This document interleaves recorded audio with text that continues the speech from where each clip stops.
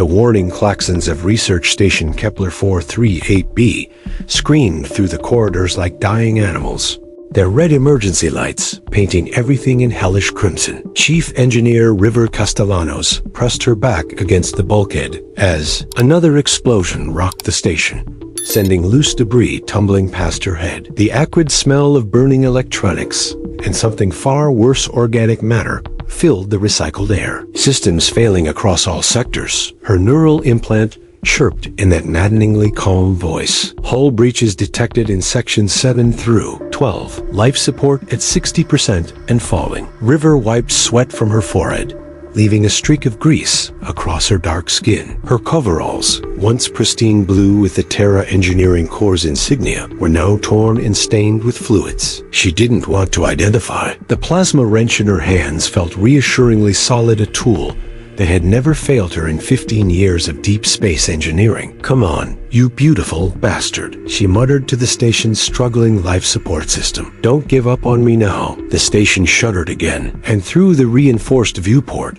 she caught a glimpse of what had turned their peaceful research outpost into a nightmare. The thing that had emerged from the planet's core was indescribable. It defied every law of physics she'd learned at the academy. Organic yet clearly technological, it pulsed with an energy that made her teeth ache and her skin crawl. Tentacles the size of skyscrapers writhed through the atmosphere, while smaller though still massive appendages had already begun boring into the station's hull. Dr. Zethkar, the lead xenobiologist, stumbled around the corner, his usually pristine Vorthic robes singed and torn. The tall, mantis-like alien's compound eyes were wide with terror, an expression that looked deeply wrong on his typically composed features. Engineer Castellanos, his translator, crackled with static. "The entity is not just attacking randomly. It's learning, adapting. Every defensive measure we implement, it counters within minutes." River grabbed the alien scientist by his chitinous shoulders. "How long until it breaches the central core? At current penetration rates? 23 minutes. 14 seconds. Zethkar's head tilted in that peculiar Vorthic way that indicated extreme distress. "River, I must ask, why aren't you evacuating with the others?" "The escape pods, because someone needs to make sure they have something to escape to." River interrupted, already moving toward the maintenance shaft that led to the station's heart. "Besides, those pods won't make it past the thing's energy field. I've run the calculations." She paused at the shaft's entrance, looking back at the xenobiologist, who had become something of a friend over the past 2 years. "Zeth, I need you to get to the communication array. Send everything we've learned about this thing to the nearest fleet outpost. If we don't make it out of here, you're not seriously considering staying behind too." "I'm not staying behind." River's grin was fierce and completely at odds with their desperate situation. "I'm going to fix this. That's what humans do, right? We break things, then we figure out how to fix them." As she dropped into the maintenance shaft, she heard Zethkar mutter something in his native language that his translator rendered as humans. Always so beautifully, suicidally optimistic. The maintenance tunnels were a nightmare of sparking wires and ruptured coolant lines. River moved through them with the confidence of someone who had designed half the systems herself. The station groaned around her, metal screaming under stress it was never meant to endure. Through the hull, she could feel the vibrations of the entity probing, testing, learning. Her implant chimed with an incoming message from the bridge. Captain Morrison's gruff voice crackled through the static. "River, what's your status?" "We've got maybe 15 minutes before this thing figures out how to crack our core shielding." "Working on it, Captain." River pulled herself through a particularly tight junction, ignoring the sharp edges that caught her coveralls. "I've got an idea, but it's unorthodox." "Unorthodox how?" River emerged into the central engineering bay, the heart of the station, where 3 fusion reactors hummed with barely contained power. The entity's probes had already begun eating through the outer hull here, leaving organic-looking scorch marks that seemed to pulse with their own light. "Remember that terraforming technique I proposed last year? The one the review board called dangerously creative and a violation of approximately 47 safety protocols? There was a long pause. River, tell me you're not thinking what I think you're thinking. I'm thinking that sometimes the best way to fight fire is with a bigger fire. River was already moving toward the reactor controls, her fingers dancing over interfaces she knew better than her own heartbeat. This entity feeds on energy. That's why it came up from the planet's core. It's attracted to concentrated power sources. So you want to give it what it wants? I want to give it more than it can handle. River's hands moved with practiced precision, bypassing safety interlocks that had been put in place by people who'd never had to engineer their way out of an impossible situation. Every living system has limits. Even this thing. I'm going to find out what happens when it tries to digest the equivalent of a small star. Through the hull breach, a tendril the size of a subway car pushed through, its surface covered in what looked like sensory organs. They all swiveled toward River with disturbing intelligence. The air itself seemed to thicken with malevolent awareness. Okay, River whispered, backing away from the reactor controls while keeping her eyes on the probe. You want to play? Let's play. She triggered the sequence she'd programmed.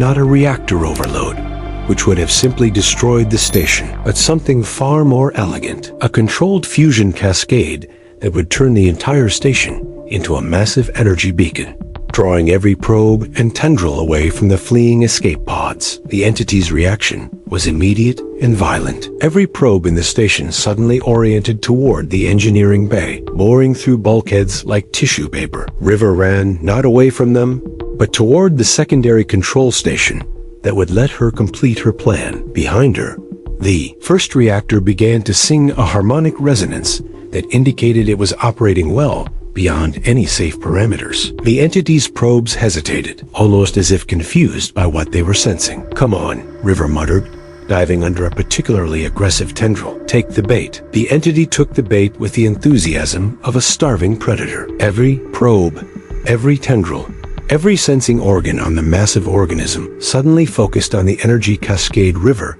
had initiated. The station groaned under the assault as the thing began feeding directly from the reactor cores. River watched from her position behind the secondary controls, sweat streaming down her face as she monitored energy readings that should have been impossible. The entity was actually absorbing the fusion energy faster than the reactors could produce it, drawing power directly from the atomic bonds themselves. This is either going to be brilliant or the stupidest thing I've ever done, she muttered, making final adjustments to her plan. Her neural implant buzzed with an incoming transmission from Captain Morrison. River, we've launched all escape pods, but that thing's energy field is still up. Whatever you're doing down there, give me 30 more seconds, River replied, watching as the entity's massive form began to glow with absorbed energy. Through the hull breaches, she could see its tentacles pulsing with power, growing brighter and more active by the moment. Then she triggered the second phase of her plan. Instead of simply feeding the reactor's output to the entity,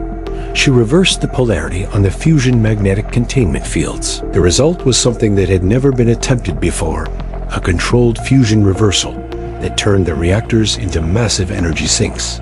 Instead of producers, the entity's feeding suddenly became a drain. Every joule of energy it had absorbed was yanked back toward the reactors in a cascade of forces that made reality itself seem to wobble. The creature's triumphant pulsing turned to what could only be described as surprise, then alarm. What the hell? Captain Morrison's voice cut through the static. I'm making it choke, River explained, her hands flying over the controls as she balanced forces that could tear apart space-time if she miscalculated. Every predator has evolved to take in energy, but very few have evolved to handle having that energy forcibly extracted. The station shook as the entity tried to pull away from the suddenly hostile energy source. But its own probes had become conductors, locked into the fusion reversal by their own biological imperative to feed. It was trapped by its own hunger. River allowed herself a moment of satisfaction before her implant delivered the bad news. Warning, fusion reversal creating quantum instabilities. Probability of dimensional cascade failure, 73%, and rising. Shit, River had known the plan was risky, but she'd hoped to have more time to fine-tune the process. The energy drain was working too well. The entity was losing power so fast that it was destabilizing the local space-time continuum. Through the hull breach, she could see the creature's massive form beginning to flicker, as if it existed only partially in their reality, which, she realized with growing alarm, might actually be the case. Her implant chimed again. Dimensional cascade failure probability, now at 91%. Estimated time to reality collapse, 4 minutes, 12 seconds. Of course, River laughed despite herself. Save the day, destroy the universe. That's about right for a Tuesday. But even as she said it, her mind was already working on the problem. The entity wasn't just from their reality. It was a multidimensional being that existed across several planes of existence simultaneously. The energy drain was causing it to lose cohesion across all dimensions, which was why space-time was getting wobbly. She needed to stabilize one dimension while allowing the creature to retreat to the others. River, Sethkar's voice crackled through the comm system. The escape pods report that the energy field is down. They're clear of the entity's influence. But our sensors are detecting massive quantum fluctuations. Working on it. River called back, her hands moving over controls that were displaying readings no human had ever seen before. She was quite literally making up the science as she went along, extrapolating from theories she'd studied and principles she'd learned during her terraforming work. The trick, she realized, was not to fight the entity's multidimensional nature, but to help it retreat cleanly. Like performing surgery on reality itself, you had to know when to cut and when to let things heal naturally. She began adjusting the fusion reversal, creating a controlled collapse that would allow the entity to withdraw to its home dimension while stabilizing their own reality. It was delicate work, like diffusing a bomb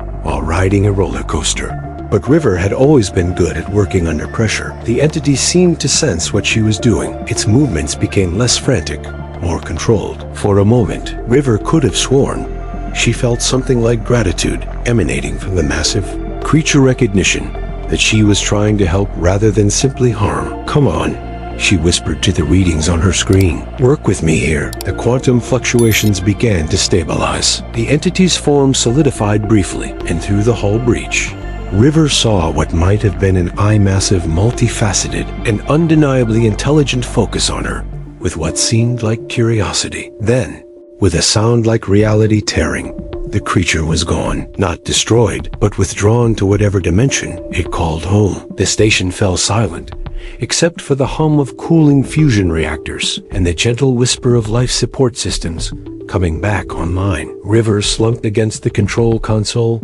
exhaustion hitting her like a physical blow. Her neural implant cheerfully announced, "Dimensional stability restored. All quantum fluctuations within normal parameters. Station structural integrity at 43%, but stable." "River," Captain Morrison's voice burst through the comm. "Are you still alive down there?" "Unfortunately, yes," River replied, pulling herself to her feet. "Station secure. Entities gone home. And I think I just accidentally invented a new branch of theoretical physics." 3 weeks later, River found herself in a situation she'd never expected, sitting in the VIP section of a Federation Council chamber, watching a room full of the galaxy's most important beings argue about her. The hearing had been going on for 6 hours, and River was starting to understand why Captain Morrison had warned her that heroism came with paperwork. Representatives from a dozen species debated the implications of her Castellano's reversal technique, while she sat in her dress uniform, which felt far more uncomfortable than her coveralls, trying not to fall asleep. Admiral Tith, a towering Altarian with scales that shifted color based on mood, was currently a deep purple that indicated frustrated confusion. The technique described by Engineer Castellanos violates several fundamental principles of dimensional mechanics. He was saying, "Our best theoretical physicists have declared it impossible." "And yet," interrupted Dr. Yala Shore-Wind, the Federation's chief xenobiologist, "the technique worked. Not only did it neutralize a threat that conventional methods couldn't touch, but it did so without destroying the entity or causing permanent dimensional damage." River watched with amusement as Zethkar, now sporting a Federation heroism medal that looked comically large on his mantis-like frame, stood to address the council. His translator was working perfectly now, rendering his clicks and whistles into precise Federation standard. "Honored counselors," he began, I have worked alongside Engineer Castellanos for 2 years. What you call impossible is what she calls Tuesday. Humans have a saying, if it's stupid and it works, it's not stupid. A ripple of what might have been laughter passed through the alien delegates. River had learned that humor translated surprisingly well across species lines, even if the specific jokes didn't always make sense. Fleet Admiral Reyes, one of the few other humans in the chamber, leaned forward. The question before us isn't whether Engineer Castellanos' actions were theoretically sound. The question is whether we can systematize her approach for future encounters with multi-dimensional entities. Which brings us to our proposal, said Dr. Vex Cloudenser, the ethereal, gossamer representative whose translucent form seemed to shift like smoke. The Federation Science Council recommends the establishment of a new department, Impossible Problem Solutions, with Engineer Castellanos as its director. River nearly choked on the water she'd been sipping. I'm sorry, what? Admiral Tketh's scales shifted to an orange that indicated surprise. You weren't informed of the proposal? Nobody mentioned anything about a promotion, River said, looking around the chamber at faces that ranged from amused to expectant. I'm just an engineer. I fix things that are broken. Precisely, said Dr. Shorewind. And it appears that broken includes problems that our conventional approaches can't solve. The Kepler 438b incident was the fourth encounter with multidimensional entities in the past year. Traditional military and scientific responses have been inadequate. Admiral Reyes pulled up a holographic display showing several incident reports. 3 months ago, a similar entity appeared near the Proxima colony. Our response was to evacuate the system and establish a quarantine zone. The entity is still there, and the colony is still evacuated. 6 months before that, he continued, another entity manifested in the Vega system. We tried a conventional military response. The entity absorbed our weapons fire and grew stronger. We eventually had to retreat and write off the entire system. River studied the reports, her engineering mind automatically analyzing the patterns. These aren't random appearances, she said slowly. There's a common factor. They're all appearing near high-energy research facilities or industrial sites. Which brings us back to our proposal, Dr. Cloudenser said. We need someone who can think outside conventional parameters. Someone who can look at an impossible problem and see a solution that others miss. Someone crazy enough to try feeding a multidimensional entity more energy than it can handle. Zethkar added helpfully.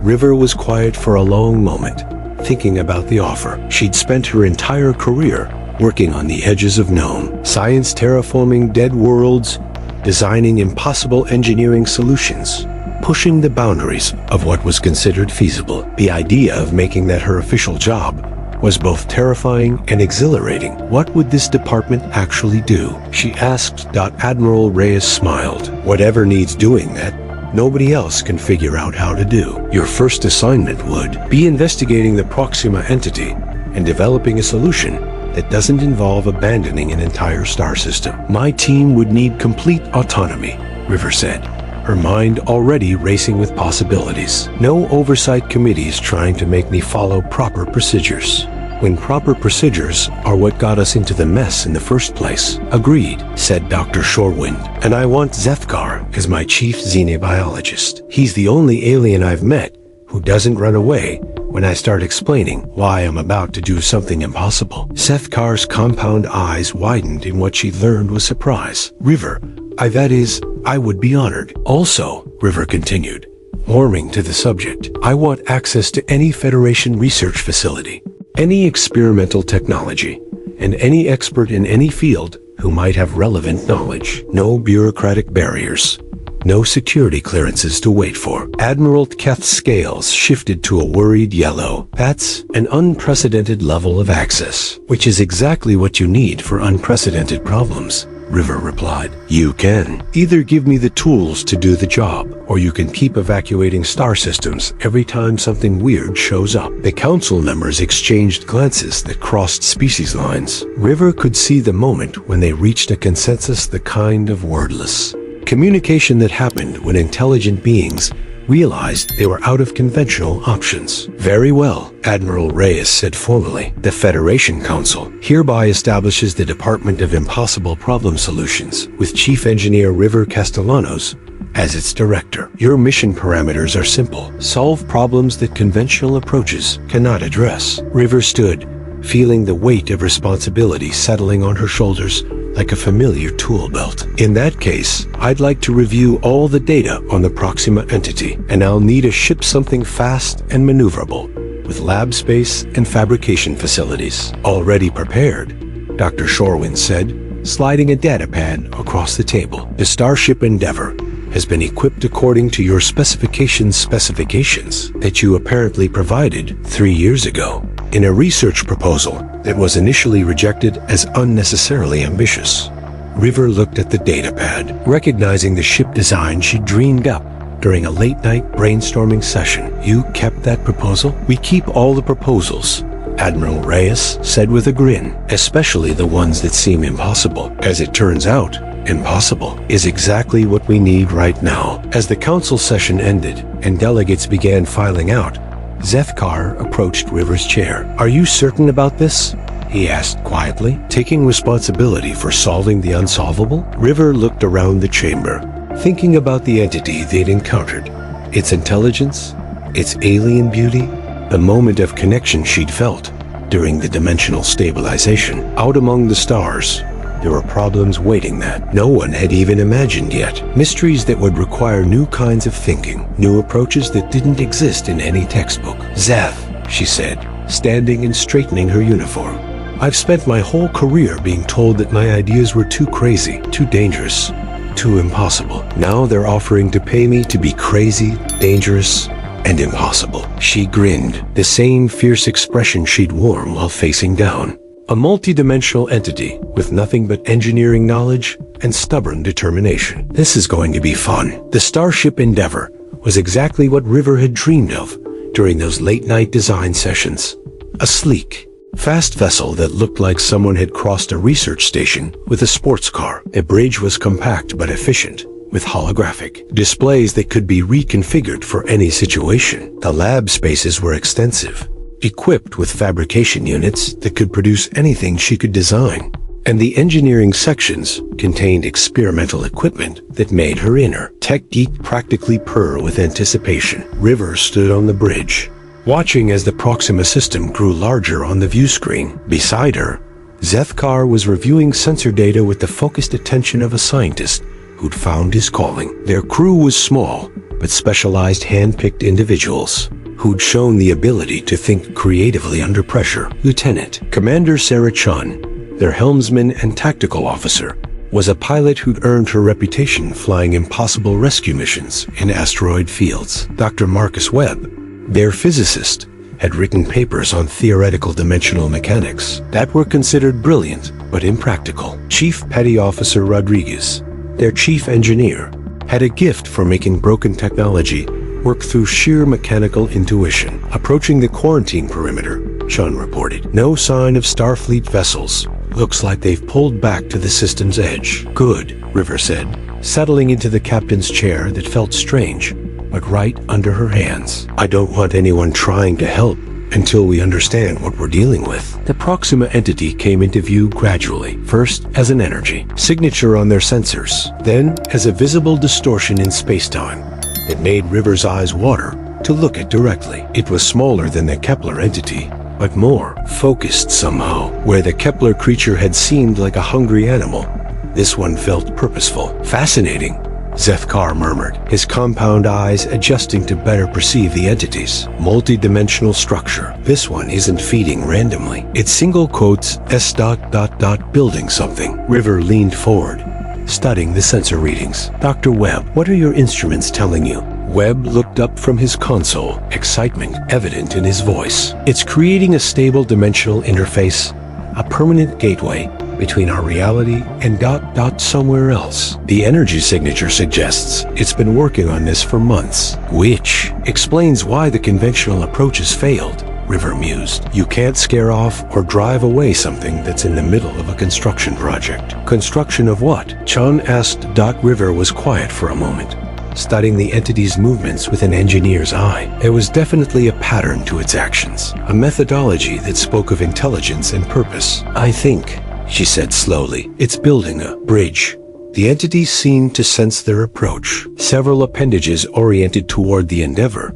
But instead of the aggressive probing they'd encountered at Kepler, these movements seemed almost curious. "It's scanning us," Rodriguez reported from the engineering station. "But the scans are gentle, like it's trying to understand rather than attack." River made a decision that would have horrified a traditional Starfleet captain. "Zeth, prepare a communication array. If this thing is intelligent enough to build interdimensional architecture, it's intelligent enough to talk." "River," Webb said nervously, "we don't know what kind of effect direct communication might have on our neural systems." "Then we'll find out," River replied, moving to the communication station. "Sometimes the only way to solve a problem is to ask it what it needs." She began configuring the communications array, not for traditional radio or subspace frequencies, but for the kind of multidimensional signal that might reach a being existing across several realities simultaneously. It was theoretical work made practical, equations she'd studied in graduate school, translated into actual engineering. "Signal ready," she announced. "Broad spectrum, multidimensional, designed to convey basic mathematical concepts and peaceful intent." "Are you sure about this?" Sean asked. "Absolutely not," River grinned. "But when has that stopped us?" She triggered the signal. The response was immediate and overwhelming. Not words or images, but pure concept flowing directly into their minds. River felt herself experiencing the entity's perspective, a viewpoint that encompassed multiple dimensions simultaneously, where time was negotiable and space was fluid. Builders, shapers, makers, came the thought that wasn't quite a thought. "You understand the deep patterns. You help the Harvest One return to the deep current. We sense the bridge-making wisdom in you." River realized that the entity was referring to their encounter at Kepler. Somehow, word of the dimensional stabilization had spread through whatever network these beings used to communicate. "We construct the Great Bridge," the entity continued, "a permanent path between the light dimensions and the matter realms. Your kind dwells at the perfect intersection, matter-based, but energy-aware. Single-dimensional, but capable of understanding the deep patterns. It wants to use our reality as a hub," River whispered to her crew, "a way station between dimensions." Zethkar's translator was working overtime to process the concept language they were receiving. "It's not trying to invade or colonize," he said wonderingly. "It's trying to establish diplomatic relations across dimensional boundaries. But the bridge requires consent." The entity's thoughts continued. "The matter beings must choose to allow the deep current to flow through their reality. We cannot force the bridge. It must be freely given, or it will collapse and cause great harm." River felt a piece of the puzzle click into place. That's why the previous approaches failed. Military force wouldn't work, because the entity wasn't being aggressive. It was being careful. And evacuation wouldn't work, because it needs our consent to proceed. She opened a return channel, projecting her thoughts as clearly as she could. "We understand. You seek cooperation, not conquest. But your presence here has caused fear among our people. They don't understand your purpose, and we must demonstrate," came the reply. "Would the bridge maker allow us to show the wonder of the deep current? To let your kind see what lies beyond the single dimension?" River looked around the bridge at her crew. Sean looked nervous, but determined. Webb was practically vibrating with scientific curiosity. Rodriguez was checking their systems with the focused attention of an engineer, preparing for something unprecedented. Zethkar was studying her with those compound eyes that seemed to see more than human perception. "Could manage. It wants to show us something," she announced. "Something that might help us understand what it's trying to accomplish." "Is it safe?" Sean asked.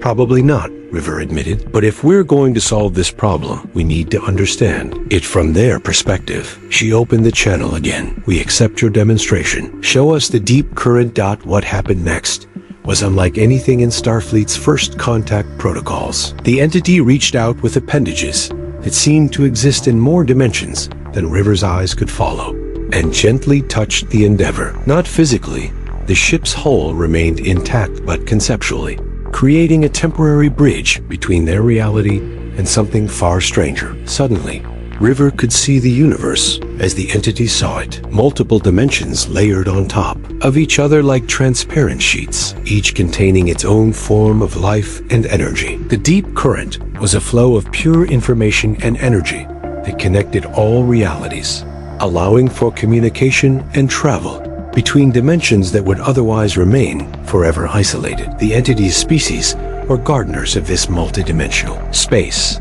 tending the connections between realities and facilitating contact between forms of life that could never naturally interact. They had been working for eons to create stable bridges between dimensions, allowing for an exchange of knowledge and culture that transcended the boundaries of physical reality. And they had chosen humanity's dimension as a crucial hub because humans had something unique, the ability to exist primarily in one dimension while intuitively understanding concepts that spanned multiple realities. It was why River had been able to solve the Kepler crisis, why human engineering often worked in situations where other species' approaches failed. We call your kind the bridge builders. The entity explained, you have the gift of seeing connections that others miss, of finding solutions that span multiple layers of reality. With your cooperation, the Great Bridge would allow all species in your dimension to communicate with life forms in other realities.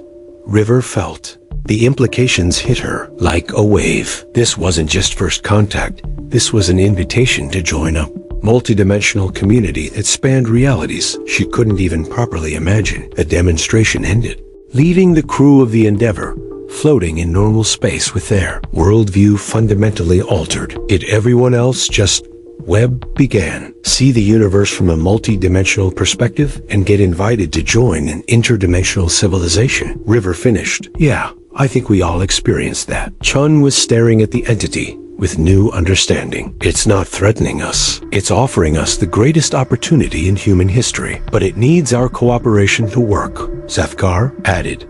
The bridge can't be forced.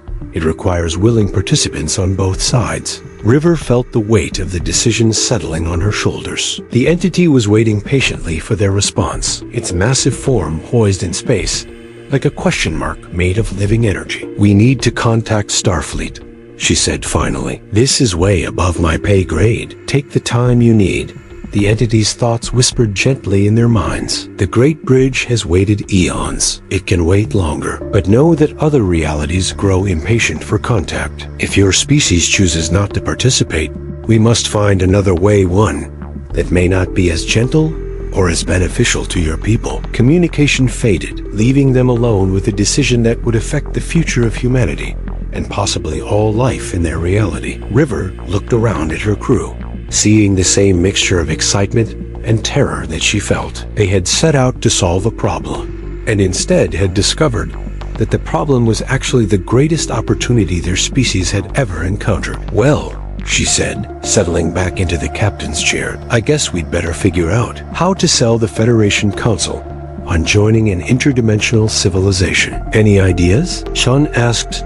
River grinned, the same fierce expression that had carried her through impossible engineering challenges and multi-dimensional crises. I'm thinking we start with, hey, remember how I saved that research station? Well, it turns out it was just the job interview. The emergency session of the Federation Council was unlike anything in the organization's history. Representatives from every major species sat in stunned silence as River presented the data from their encounter with the Proxima entity. Holographic displays showed multidimensional mathematics that made some delegates' heads hurt, while others leaned forward with the focused attention of beings encountering something that challenged everything they thought they knew about reality. Admiral Reyes looked like a man who'd asked for a solution to a problem and received an invitation to rewrite the laws of physics. Let me make sure I understand this correctly, Director Castellanos. The entity isn't trying to invade our reality.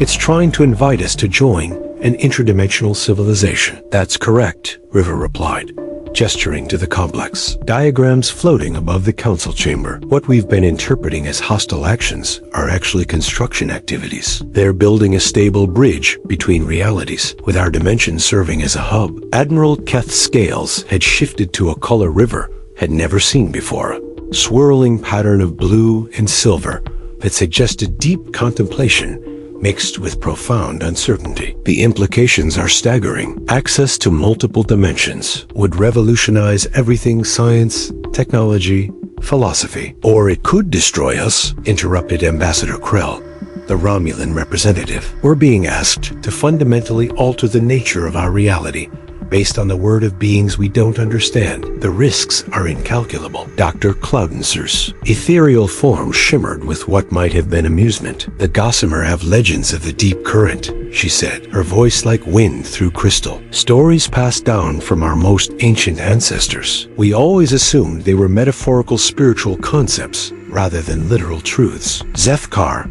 still wearing his Federation medal, stood to address the council. Honored delegates, I have experienced the entity's communication directly. There was no deception, no hidden agenda. Their offer is genuine. They wish to establish mutually beneficial contact between dimensions. But why us? Asked Dr. Yella Shorewind. Why choose our reality as a hub? What makes us special? River had been wondering the same thing, and she thought she had an answer. It's because we're imperfect, she said, earning surprised looks from around the chamber. Every other species approaches problems logically, following established protocols and procedures. Humans, and by extension, the Federation we've helped create, have a gift for improvisation. We find solutions that shouldn't work, but do. She pulled up another display, showing the Kepler incident from the entity's perspective. When I stabilized the dimensional cascade, I wasn't following any established procedure. I was making it up as I went along, combining theories from multiple fields in ways that hadn't been tried before. That's what they call bridge building, the ability to see connections across different systems and realities. Captain Morrison, now Admiral Morrison, thanks to his role in the Kepler incident, leaned forward. What exactly are they offering? What would membership in this interdimensional civilization entail? River activated another set of displays, showing the glimpses they'd been given of other realities. Access to dimensions where energy behaves differently, where time moves at different rates, where life has evolved in ways we can't imagine. They're offering to share knowledge, technology, and perspectives that could solve problems we didn't even know we had. And in return? Ambassador Krell asked suspiciously. They want our perspective, River replied. Our particular brand of creative problem solving. Apparently, there are challenges in the multidimensional space that require our specific type of thinking. The council chamber fell silent as delegates contemplated the magnitude of the decision before them. River could see the fear in some faces, the excitement in others, and the careful calculation in those trained for diplomacy. Admiral Reyes finally spoke. Director Castellanos, in your professional opinion, what are the risks if we refuse? River had been dreading this question, but she'd promised to be honest in her assessment. The entity made it clear that they need a hub in our reality to complete their bridge network. If we refuse, they'll have to find another solution, one that might not be as gentle or as beneficial to us.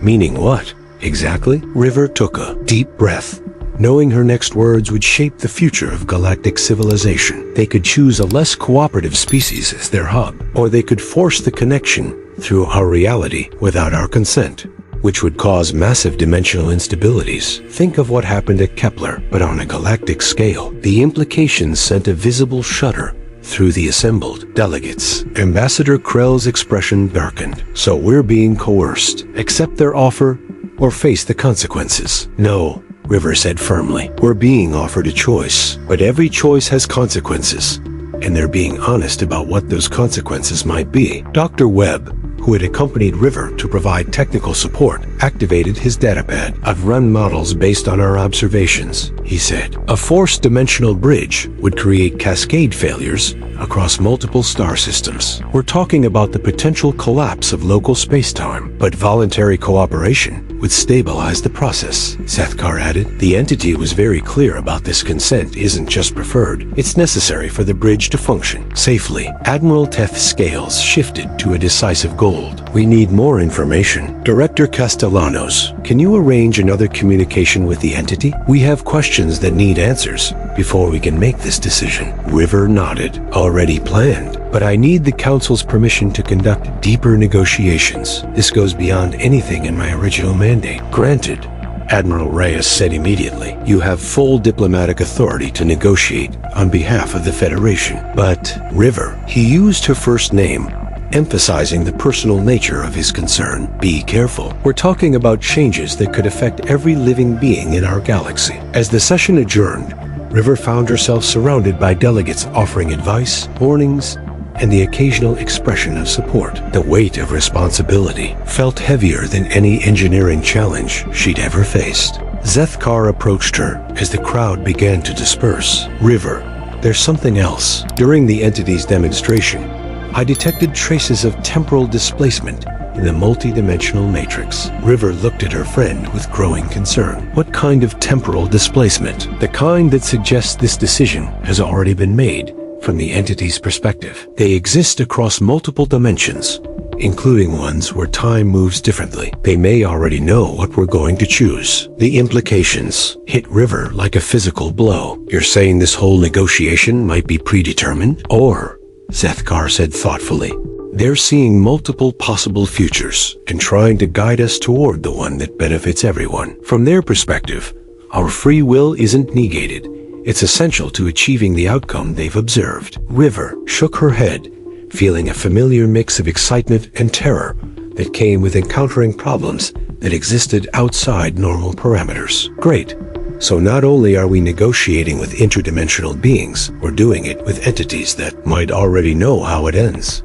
Does that change your approach? Zethkar asked.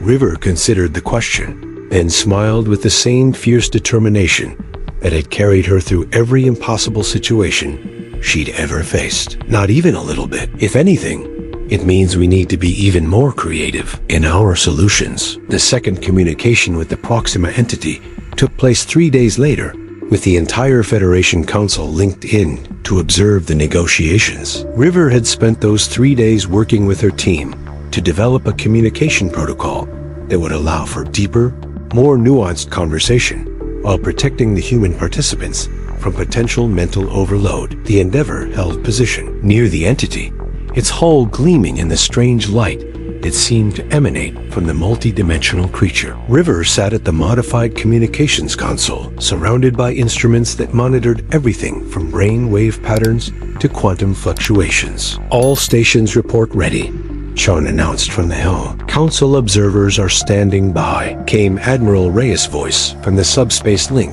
River activated the communication array, feeling the familiar tingle of multi-dimensional contact. Greetings, Bridge Builder. We sense many minds listening. Your packmates wish to understand the Great Bridge. That's correct, River responded, her thoughts carefully modulated through the translation matrix. We need to understand the full implications of what you're proposing before we can make an informed decision. Ask, and we will share what can be shared. The questions came from multiple sources, council members, scientists, military advisors, all channeled through River's communication link. She found herself serving as a translator, not just between species, but between entirely different ways of thinking. Admiral Keth's question came first. What are the long-term effects of serving as an interdimensional hub? Will our reality be fundamentally altered? Change is inevitable when consciousness expands, the entity replied. But the alterations are gradual, beneficial. Your reality will remain stable, but your understanding of that reality will deepen. New possibilities will emerge, healing techniques that work across dimensional boundaries, energy sources that tap into the deep current, transportation methods that bypass the limitations of single-dimensional space. Dr. Shorewind's inquiry followed. What obligations would we have as members of this interdimensional civilization? What would be expected of us? The same thing we expect of all bridge builders: creativity, perspective, solutions to problems that span multiple realities. Your species has a unique gift for seeing patterns that others miss. We would ask you to share that gift with the greater community. Ambassador Krell's question carried a note of suspicion. What happens if we later decide we want to withdraw from this arrangement? Is the bridge reversible? The entity's pause was noticeable, suggesting this was a complex question, even for a multidimensional being. The bridge, once established, becomes part of the fundamental structure of your reality. Reversal would be ... catastrophic, but modification is possible. The bridge can be restricted, limited, redirected if necessary. The choice to participate is permanent, but the degree of participation can be adjusted. River felt a chill at those words. The entity wasn't being deceptive. But it was clear that this decision would be irreversible in any meaningful sense. Captain Morrison's question reflected military concerns. Are there hostile entities in other dimensions? Could the bridge expose us to threats we can't imagine? The deep current contains all forms of consciousness, came the thoughtful reply. Some are hostile, as some species in your own reality are hostile. But the bridge includes protective mechanisms, barriers that prevent unauthorized dimensional travel, safeguards that alert the community to potential threats. Your reality would be safer as part of the network than it is in isolation. The questions continued for hours, covering everything from the philosophical implications of multidimensional existence to the practical details of how the bridge would be constructed and maintained. Through it all, River found herself increasingly impressed by the entity's patience and honesty. Every answer revealed new layers of complexity, but also demonstrated the depth of thought that had gone into the proposal. Finally, Dr. Webb asked the question that had been weighing on everyone's minds. How much time do we have to make this decision? When do you need an answer? The entity's response came tinged with what felt like regret. Time moves differently in the deep current. From your perspective, you have perhaps one of your years before circumstances force us to choose alternative solutions. Other realities grow impatient for connection. If the willing bridge cannot be established, then emergency measures must be taken. Emergency measures? River asked, though she suspected she already knew the answer. Forced bridging through realities that have not given consent. The process is violent, unstable, and causes suffering. We prefer to avoid it, but the needs of the many may outweigh the preferences of the few. The communication session ended with more questions than answers, but also with a clearer understanding of what was at stake. As the multidimensional link faded, River found herself staring at a universe that suddenly seemed much larger and more complex than she'd ever imagined. Well, Admiral Reyes said over the comlink, that was illuminating and terrifying. The entity is being honest, River reported, but honesty doesn't make the choice any easier. We're being asked to take a leap of faith that will affect every sentient being in our galaxy. What's your recommendation? Came Admiral Keth's voice. River was quiet for a long moment, thinking about the implications of everything they'd learned. The entity's offer was genuine, and the benefits could be extraordinary, but the risks were equally enormous, and the decision was irreversible. I think, she said finally, we need to see a demonstration, a small-scale test of what the bridge would actually look like in practice. That can be arranged, came an unexpected voice in her mind. The entity had been listening to their post-communication discussion. Would the bridge builder consent to a temporary connection? A brief glimpse of what full membership would entail. River felt her heart racing. The entity was offering her a chance to experience the interdimensional community firsthand, to see exactly what they would be joining. What would that involve? She asked. A temporary expansion of your consciousness across multiple dimensional layers. You would retain your individual identity, but gain the ability to perceive and interact with beings from other realities. The effect would last only a few hours and would cause no permanent changes. River looked around the bridge at her crew. Chun nodded encouragingly. Webb looked terrified, but curious. Rodriguez gave her a thumbs up that somehow managed to convey both confidence and concern. Zeeth Kar was studying her with those compound eyes that seemed to see more than they should. If I do this, River said, I want my team connected to me through our ship's systems. If something goes wrong, they need to be able to pull me back. Agreed. Your pact bond will provide an anchor to your native reality. River took a deep breath, knowing that her next decision would either provide the Federation with the information they needed or turn her into a cautionary tale about the dangers of first contact. Do it, she said. The expansion of consciousness was unlike anything River had ever experienced. One moment she was sitting on the bridge of the Endeavor, and the next she was everywhere. Her awareness spread across multiple dimensions, each containing its own unique forms of life and energy. She found herself in conversation with beings of pure thought, entities that existed as living mathematics, creatures that had evolved in realities where the basic laws of physics worked completely differently. The diversity was overwhelming, but what struck her most was the sense of community. These vastly different forms of consciousness had found ways to cooperate, to share knowledge and perspectives, despite having almost nothing in common. In one dimension, she encountered a species that had solved the problem of resource scarcity by learning to exist in a state of voluntary cooperation that bordered on telepathic unity. In another, she met beings that had transcended physical existence entirely, but chose to maintain material forms out of aesthetic preference. Most remarkably, she discovered that humanity's gift for creative problem-solving wasn't unique. Every species brought something special to the interdimensional community. The collaboration between such radically different forms of consciousness had produced innovations that none of them could have achieved alone. But she also sensed the tensions. There were dimensions where consciousness had evolved along darker paths, realities where cooperation had given way to predation and exploitation. The bridge network served as both a means of communication and a defensive alliance, protecting peaceful dimensions from those that would seek to exploit or consume them. As the temporary connection faded, and River found herself back on the bridge of the Endeavor, she realized that the entity's offer wasn't just about joining an interdimensional civilization. It was about choosing which kind of universe they wanted to live in. River, Chun's voice cut through her reverie.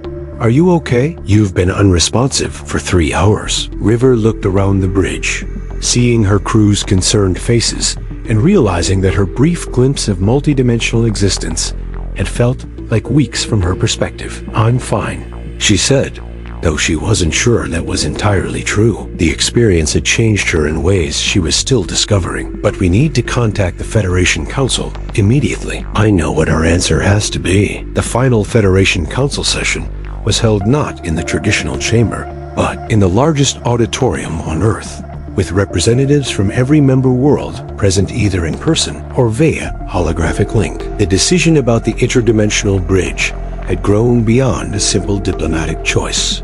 It had become a moment that would define the future of their entire civilization. River stood at the podium, looking out at faces that represented dozens of species, hundreds of worlds, and billions of sentient beings. The weight of their collective future pressed down on her like a physical force. "Honored delegates," she began, her voice carrying clearly through the vast space. "3 weeks ago, you asked me to solve the problem of hostile multidimensional entities. What I discovered is that there was no problem to solve, only an opportunity that we didn't understand." She activated the holographic displays, showing images from her temporary expansion into multi-dimensional space. The audience gasped as they saw the vast network of consciousness that existed beyond their reality, the incredible diversity of life and thought that thrived in dimensions they had never imagined. "The beings we've been encountering aren't invaders," River continued. "They're architects of the greatest collaborative project in the history of consciousness, a network connecting peaceful dimensions in an alliance of mutual aid and shared knowledge." Admiral Tketh leaned forward, his scales shifting to a color that indicated intense concentration. "Director Castellanos, what did you learn during your temporary expansion? What can you tell us about the practical implications of joining this network?" River had spent days preparing for this question, knowing that her answer would shape the Council's decision. "I learned that our fears about losing our identity or independence are unfounded. The network doesn't homogenize its members. It celebrates diversity. Each dimension brings unique perspectives and capabilities that strengthen the whole." She paused, choosing her next words carefully. "But I also learned that this decision is about more than just us. There are dimensions where consciousness has evolved toward exploitation and domination. The bridge network serves as a defensive alliance against those realities. By remaining isolated, we're not just missing an opportunity, we're potentially leaving ourselves vulnerable to hostile dimensions that don't respect consent or cooperation." Ambassador Krell stood, his expression skeptical. "You're suggesting that isolation is more dangerous than integration?" "I'm suggesting that isolation is an illusion," River replied. "The barriers between dimensions are weakening naturally as the universe evolves. The choice isn't whether we'll encounter other realities, it's whether we'll encounter them as part of a peaceful alliance or as isolated targets." Dr. Cloudenser's ethereal form shimmered with what River had learned to recognize as deep thoughtfulness. The Gossamer archives contain references to a time when our ancestors could perceive multiple dimensions naturally. Perhaps this is not a new development, but a return to an earlier state of existence. Zethkar, now serving as River's official xenobiological advisor, activated his own data displays. Our analysis of the entity's communication patterns suggests they've been observing our dimension for millennia, waiting for us to reach sufficient technological and philosophical development to handle the knowledge of their existence. Which raises another question, said Admiral Reyes. Why now? Why are they making contact at this particular moment? River had wondered about this herself, and she thought she had an answer based on her multi-dimensional experience. Because we're at a critical juncture. Our technology has advanced to the point where we're beginning to affect dimensional boundaries through our experiments with space-time manipulation. We can either learn to manage these effects responsibly as part of the greater community, or we can continue blindly and risk causing damage that affects multiple realities. The auditorium fell silent as delegates contemplated the implications. River could see the moment when the scope of the decision truly hit them. This wasn't just about their own future, but about their responsibility to realities they didn't even know existed. Dr. Yella Shorewind stood to address the assembly. The scientific benefits alone would justify accepting the offer. Access to technologies based on different physical laws, medical techniques that operate across dimensional boundaries, energy sources that tap into the fundamental structure of reality itself. But what about the risks? Asked Captain Morrison. Director Castellanos, you experienced the network directly. What threats did you perceive? River activated another display, showing some of the darker realities she had glimpsed during her expansion. There are dimensions where consciousness has evolved along predatory lines, realities, where cooperation is seen as weakness and exploitation is the norm. The bridge network maintains barriers against these dimensions, but those barriers require constant maintenance and the cooperation of all member realities. She looked directly at Captain Morrison as she continued. If we refuse to join the network, we won't be isolated from these threats. We'll just be facing them alone. The debate that followed was unlike anything in the Federation's history. Representatives argued passionately for both sides, weighing unprecedented opportunities against incalculable risks. Some saw the offer as the next step in their evolution as a civilization. Others viewed it as a threat to everything they had built. As the hours passed, River found herself thinking about the entity waiting patiently near Proxima Centauri. It had offered them something unprecedented, a chance to join a community of consciousness that spanned multiple realities. But it had also been honest about the costs and risks involved. Finally, Admiral Reyes called for quiet. We've heard all the arguments. The time has come for a decision. This vote will require a supermajority. 2/3 of all member worlds must agree for the measure to pass. The voting process was conducted in complete silence, each delegate casting their decision through secure channels that would prevent any influence or coercion. River watched the tally appear on the central display, her heart pounding as the numbers slowly climbed. Earth. Yes, Vulcan. Yes, Andoria. Yes, Teller Prime. Yes, Alpha Centauri. Yes, Rissa. No, Betazed. Yes. The votes continued to accumulate, the pattern becoming clear as more worlds registered their decisions. When the final tally appeared, River felt a mix of relief and terror that made her legs weak. Final result: 87% in favor of accepting the interdimensional bridge proposal. Admiral Reyes stood, his voice formal, but carrying an undertone of wonder. By unanimous consent of the Federation Council, we hereby accept the offer to join the Interdimensional Bridge Network. Director Castellanos, you have authorization to communicate our decision to the entity and begin negotiations for the implementation process. As applause erupted throughout the auditorium, River felt the weight of history settling around her. They had just made a decision that would echo through multiple realities for generations to come. We are pleased, came a familiar voice in her mind. The entity had been monitoring the proceedings, waiting for their answer. The bridge builders have chosen wisdom over fear. The construction can begin. River looked around the auditorium at faces filled with excitement, apprehension, hope, and determination. They had chosen to leap into the unknown, to embrace a future that none of them could fully comprehend. When do we start? She asked, both aloud and in her mind. Now came the entity's response, and River felt reality itself beginning to shift around them. The construction of the Interdimensional bridge was unlike anything in the Federation's experience. It wasn't built with conventional materials or traditional engineering techniques.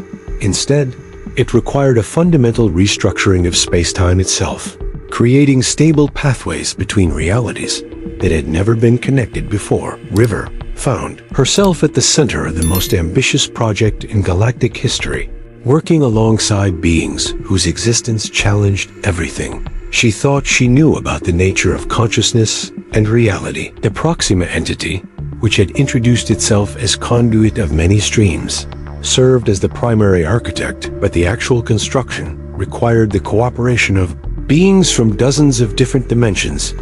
The Endeavor had been modified with technology that barely qualified as such quantum matrices that existed partially in multiple realities.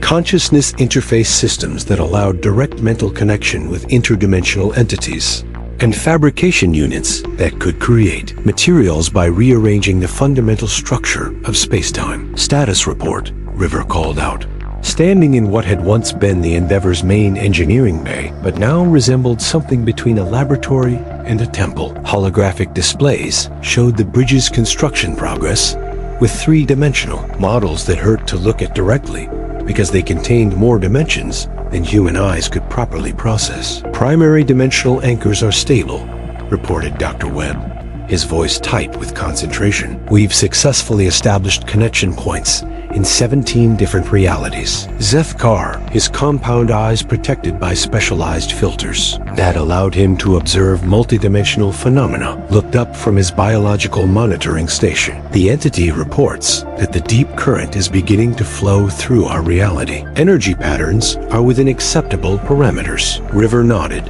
and opened her mind to the communication link that now connected her directly to the bridge network. The experience was becoming more natural with practice, though she doubted she'd ever get used to the sensation of thinking in multiple dimensions simultaneously. Progress is excellent, came Conduit of Many Streams thoughts. Your reality proves to be an ideal hub, stable enough to support the bridge structure, but flexible enough to accommodate the necessary modifications. What modifications? River asked, though she suspected she already knew the answer. Minor adjustments to local spacetime to improve dimensional permeability. Your scientists will notice increased effectiveness in their theoretical experiments. Your artists will find inspiration from sources they cannot identify. Your dreamers will remember visits to places that exist only in other realities. River felt a thrill of excitement mixed with apprehension. The changes would be subtle but profound, affecting every aspect of human civilization in ways they were only beginning to understand. Director,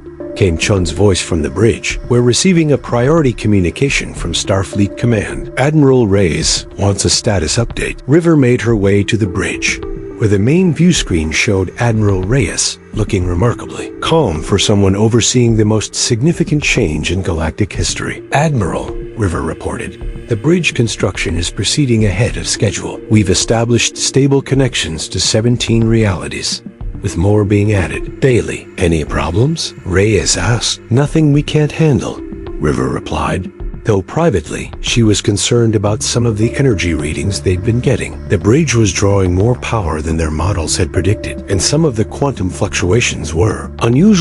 As if reading her thoughts, Conduit of Many Streams' presence touched her mind. The bridge requires more energy than anticipated because it is more comprehensive than we initially planned. Your reality's unique properties are allowing us to create connections to dimensions we had not previously been able to reach. That sounds like good news, River thought back.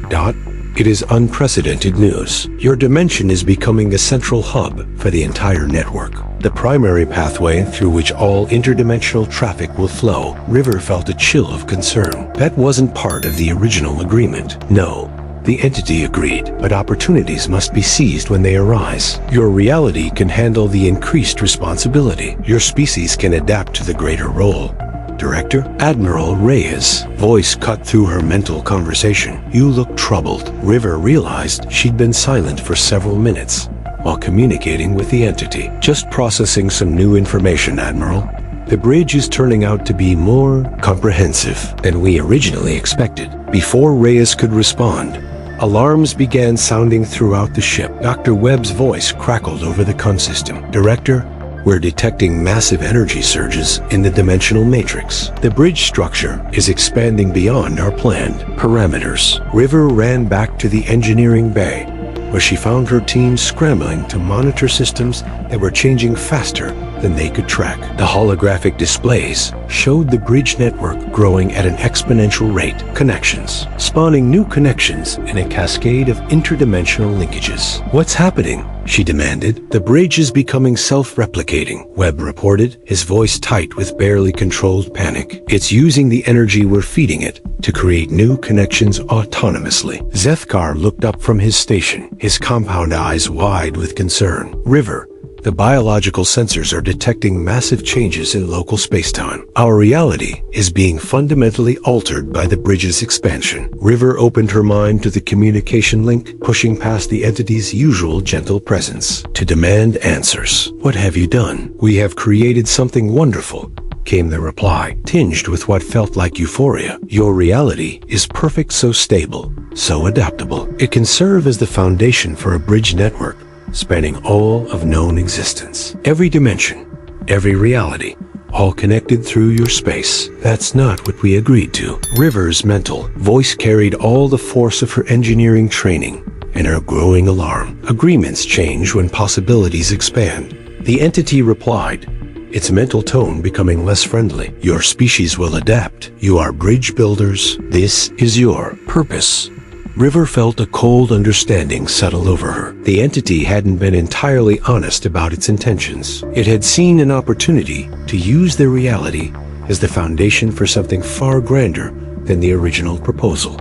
And it was taking that opportunity regardless of their consent. "Webb," she called out, "can we shut down the bridge construction?" "I don't think so," he replied, studying readings that made no sense according to conventional physics. "The process has become self-sustaining. It's drawing energy directly from the quantum foam of space-time itself." River looked around the engineering bay at her team people, who had trusted her judgment and followed her into a situation that was rapidly spiraling beyond their control. She had led them into something that might fundamentally alter the nature of their entire reality. But as she watched the displays showing the bridge's exponential expansion, a new thought occurred to her. The entity had made one crucial mistake. It had given her direct access to the bridge's control systems through the communication link. "Zeth," she said quietly, "how quickly can you analyze the biological components of the bridge structure? Given our current sensor capabilities, perhaps 30 minutes for a preliminary analysis." "Why?" River was already moving toward the modified communication console,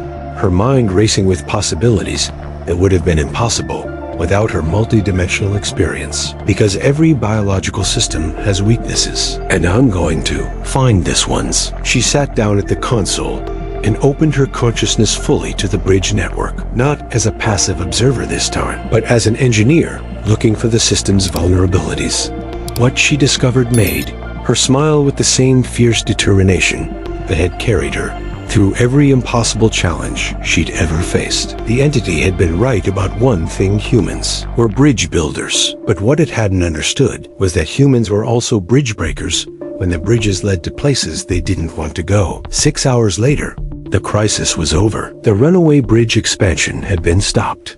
The dimensional matrix had been stabilized, and the Proxima entity was gone, not destroyed, but convinced to retreat to its home dimension and reconsider its approach to interdimensional diplomacy. River sat in her quarters aboard the Endeavor, writing her report on how she had managed to outwit a multidimensional being with eons of experience. A solution, like many of her best engineering fixes, had been elegantly simple once she understood the problem.